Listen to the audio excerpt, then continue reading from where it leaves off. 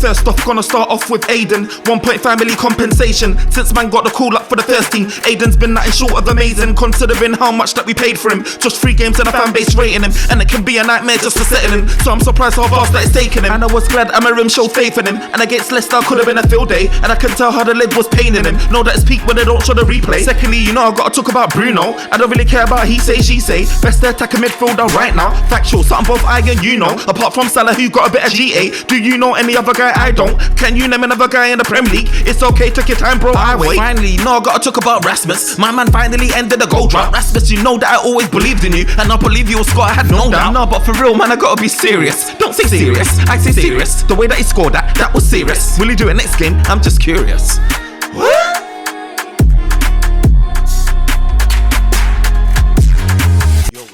And Banter room where opinions are shared and smoke gets served. Look, Manchester United, we got another W. It feels like Manchester United are turning a new leaf, or are we?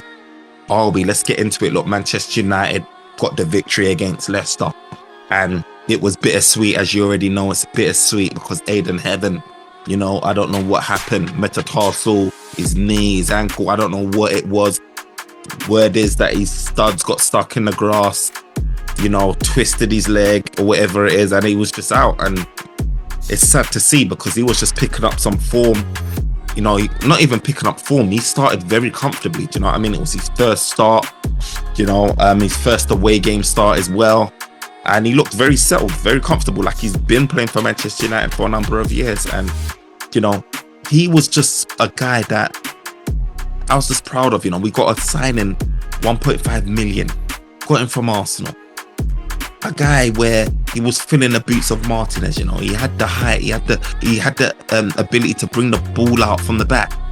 Like, he was someone that just looked very comfortable, left-footed centre back. Do you know what I mean? And it was just, it felt like the stars were aligning with that centre back cover.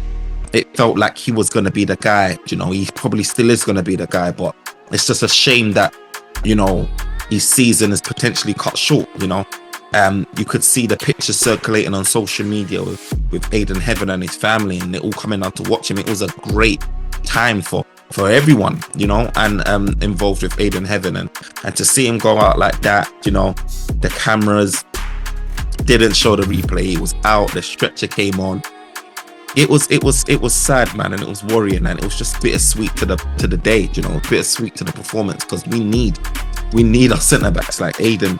He gave me some sort of calmness, and now we're gonna have to be going back to the likes of Lindelof because, you know, Harry Maguire potentially still injured, I'm not sure, and yeah, we're just gonna have to be reverting back to type, and it's just annoying, it's frustrating, and Man United just don't have that luck when it comes to these injuries, man. It's been like that. It's just annoying. But outside of that, man, look, I just wish him the best of luck in his recovery. It was a good sign to hear, you know, Andy Mitten come out and say, you know, he spotted Ayden Heaven with crutches on, and a leg brace or whatever it is, and he was still able to at least apply some level of weight on his leg, you know. I mean, the fact that he's in crutches and braces is a good sign, you know. But, you know, he still could potentially be out for a significant proportion of the season, if not all of it. But shout out to Ayden Heaven, man, as usual, put in a shift. And just hopefully he can come back soon and partake in the rest of the season, whatever's left of it. But talking about defenders, man, De Ligt is just looking like the best signing we've made so far this season. Probably in a number of seasons. Like, De Ligt, every time he comes on that pitch, you just know what you're going to get from him. Yeah, he started off a bit rocky when he first joined United. And yeah, it felt like he was getting to grips with the pace. But right about now, it feels like he's clocked it. It feels like this De Ligt, he may not be the quickest, you know, or the fastest or nothing like that. He doesn't have that type of acceleration. But he just knows how to position himself where he's not getting left. You know what I mean? He's not getting left for dust like sometimes Maguire does. You know? That challenge that he made, was it against Vardy or whoever it was? Last stitch sliding, like putting his body in the way. Like, De Ligt has made some last stitch tackles and you're just like, yes, that's what we need, man. It's captain material type stuff. And De Ligt, man, I'm just so happy that he's part of our team, man. I'm so happy that, you know, he's playing that centre back position, because Look, I feel like he's going underrated. It's understated, man. No one's really talking about the lit like that outside of Man United fans. That's shocking how important he's becoming to be for Manchester United. But hopefully he's going to start getting his flowers. Hopefully he's going to start getting his acknowledgement for the wider group. Because for me, the lit man, he's looking like one of the he's looking like one of the signing of the seasons, man. And I ain't just saying it because I'm a Man United player. Every time he touches pitch, it's like a 7 baseline. Do you know what I mean? Baseline. Mazraoui, shout out to him as well, man. Fasting, still putting in a solid shift as he is. Again, he's another guy that comes out with a standard level performance, you know. Usually better as a centre-back, you know, right centre-back as it is a sort of right wing-back. But Mazraoui, man, is good business, man. Good business. Putting in a shift. You know, he's putting in a shift. And I rate it, man. The low is a bit shaky again, man. A bit shaky again. End product not good. And it's not necessarily all his fault. You know, he's playing on the left-hand side. It's not his best position. I saw at times, man, he will try and whip in across and it just balloons it, you know. But I was so happy to see him on the right-hand side where he had that one bit of good magic, that one bit of good play that he had all game, really. Where he managed to set up Bruno Fernandes, man, and Bruno Fernandes curled it in for the 3rd goal, man. Well, kind of, you know, it was a really good taking goal from Bruno Fernandes, man, and a good assist from Drought. But so yeah, man. But outside of that, man, Drought we really need to keep him on the right hand side, and we really needs to improve on his end product. But yeah, man, going into the midfield, you know, manager decided to play, you know, Ugarte and Bruno, and obviously Bruno shone, you know, two assists and a goal. Look, Bruno's got probably, what is it, 16 goals, 15 assists or something like that. Like, this guy's game ratio, assist and goal ratio is incredible. Incredible. And the Manchester United fans talking about Bruno, talking about how he gives away the ball and how he needs to, you know, get rid of Bruno for Man United to play better and all of these things like that. Really need to reevaluate what they're saying, because Bruno Fernandes right about now surpassed De Bruyne, test of time, left him. Odegaard, he ain't showing up. The Arsenal man, them know that. When it comes clutch, Bruno Fernandes is showing up. Odegaard is not showing up. Look, these men know that Bruno knows how to find the back of the net, knows how to find his man with an assist. And at the end of the day, he's consistently been doing that through the years. And he's been outperforming. His outputs has been better than most of these AMCs or attacking midfielders that people have to talk about. Maddison, like I said, Odegaard, you name it. Bruno Fernandes, his numbers is dangerous, bro.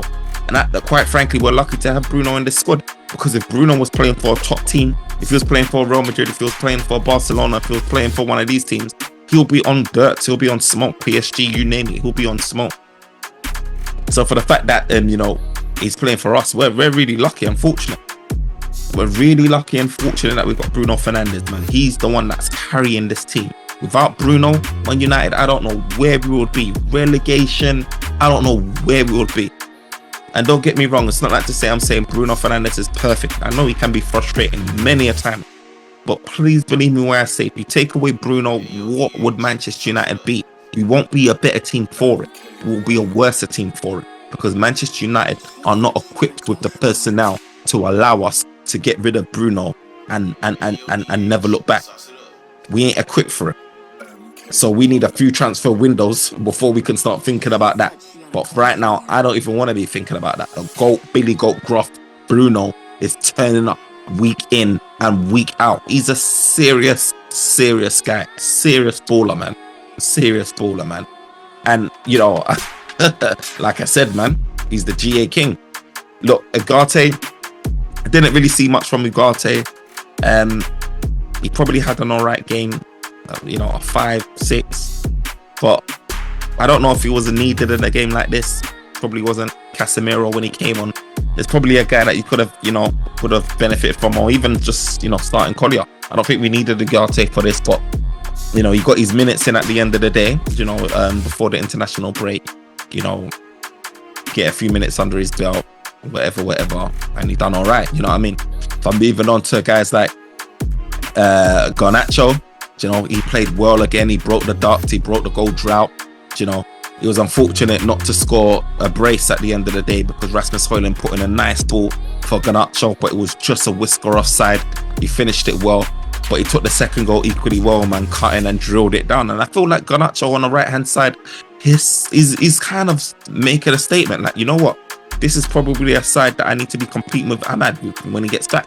And for me, I prefer Garnacho on the right hand side because it cuts out all of the faff that he does. It cuts out the cutting in and shooting. Yeah, he did do that for his goal today, but more time. Like Garnacho's one of those guys where he's going to be doing that like every sort of opportunity he has, and I feel like he's cut that down a lot.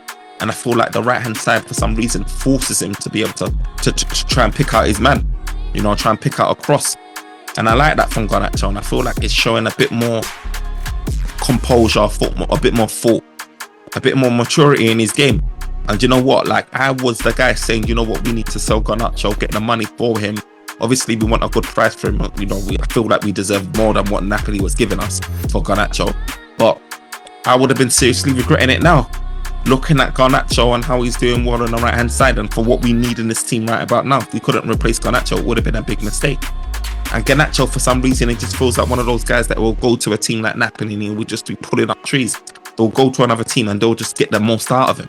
And I want to see Manchester United get the most out of our players. I want to see us do that. So, look, Garnacho, I can't see him, you know, being used in any other way outside of the right-hand side at the minute. And long may it continue, man.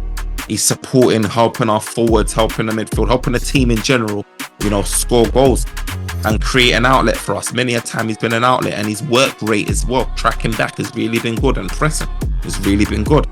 So big up Garnacho, man, and he put in a shift against Leicester. And I know Leicester is not the best opposition to be benchmarking against, but look, we've been here many a time when Manchester United has played relegation battlers, and we've had a torrid time, a tough time. So when Manchester United is putting 3 goals away, and it could have potentially been more, then I'm here for it. Like, you can only beat who's in front of you. You can only play who's in front of you at the end of the day. And Manchester United is doing what they have to do. And I'm happy for it. Like, we can finish the Premier League in good spirits for the international break. Do you know what I mean? Because Lord knows when we come back, we've got the likes of Nottingham Forest, we've got Cities, we've got Chelsea's, and you all know that's going to be big tests. And we've got Lyon sandwiched in between those games as well. So it's going to be a big challenging time, man. So, you know, I'm just glad that we can finish in winning ways. So yeah, big up him. Big up who else is there? Big up Rasmus Højlund. Rasmus Højlund again is another guy that broke the duct. He got his goal, man. And we can see it coming, man. We can see him in Europa League, man, almost getting there. His work ethic is present now. And with Rasmus Højlund, like in his previous games, it was just like, are you even on a pitch? But recently, of the last 2 to 3 games, I've been seeing more effort from Rasmus Højlund. I've been seeing him putting himself about, becoming a nuisance to the opposition defence. And that's the bare minimum I want to see. If you're not scoring, have an impact in the game. And that's what he's been doing, and I'm happy for him, man. He got his goal. It was well taken, drilled it bottom left-hand corner. Assist from Bruno Fernandes, man. He took it really well, and you can see how much it meant for him. It meant to him when he was celebrating. You can see that was one of those ones where he really, really did need it. And I hope he can continue that goal scoring form. I really do. I hope it's not just a purple patch again, because we need all the goals we can get. And Rasmus Højlund, man, we invested big money in this guy, and we need to start seeing some dividends. We need to start seeing something come out of it. So really and truly, man, I'm just fingers crossed, man, and I'm hoping that Rasmus Højlund continues this form. Garnacho continues this form now. Do you know what I mean? Get that confidence, you know, and kick on from here. Really do just kick on from here, man, because we can't continue to just have a barren Rasmus Højlund. You know, it was glad anyway to have Mason Mount on a bench, you know. Although he didn't get any minutes, I was just happy to see him there. You know, it's one step closer to getting back on the blade of grass, playing for Manchester United, playing a few minutes here and there, full 90 potentially by the end of the season, who knows. I was happy to see him coming back, man.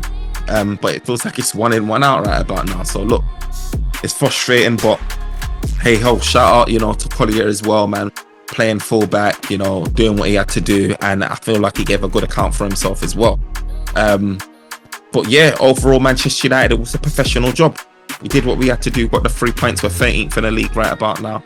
We've got a long way to go to close any gap, to finish in a reasonable, respectable Premier League position. But you know what, we can only take it one game at a time, and reality is Europa League is where everything sits.